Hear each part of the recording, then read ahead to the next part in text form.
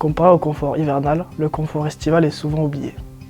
La conception de la maison de santé pluriprofessionnelle a permis d'éviter l'installation d'équipements de climatisation supplémentaires. On cherche avant tout à limiter les apports solaires, puis à stocker la chaleur pour la relâcher la nuit.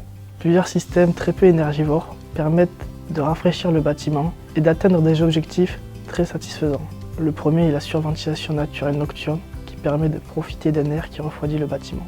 Sur les périodes estivales, l'ouverture des fenêtres des façades les moins chaudes est prévue la nuit. Les fenêtres de la façade est et du shed orienté nord sont ainsi motorisées. Deuxièmement, le géocooling désigne l'action de faire circuler sous le plancher de l'eau froide puisée dans les sondes géothermiques. Un autre système est d'inverser la CTA. La centrale de traitement d'air est équipée d'un échangeur thermique. En journée, ce dernier permet de réduire de quelques degrés l'air rentrant grâce à l'air sortant. Durant la nuit, un bypass permet de bénéficier d'un air déjà frais, c'est ce qu'on appelle le free cooling.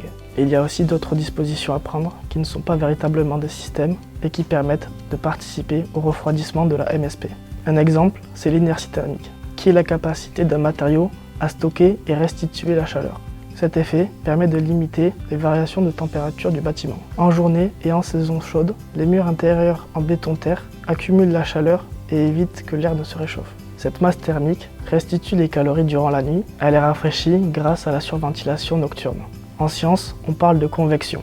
La convection désigne l'échange de chaleur entre une surface et un fluide mobile à son contact. Le fluide c'est l'air et la surface c'est la surface du mur. Et enfin, on peut jouer sur l'hygrométrie intérieure. Les enduits terre ainsi que le béton de terre de site ont la capacité de stocker et restituer la vapeur d'eau. Cette régulation permet d'obtenir un taux d'hygrométrie autour de 50%.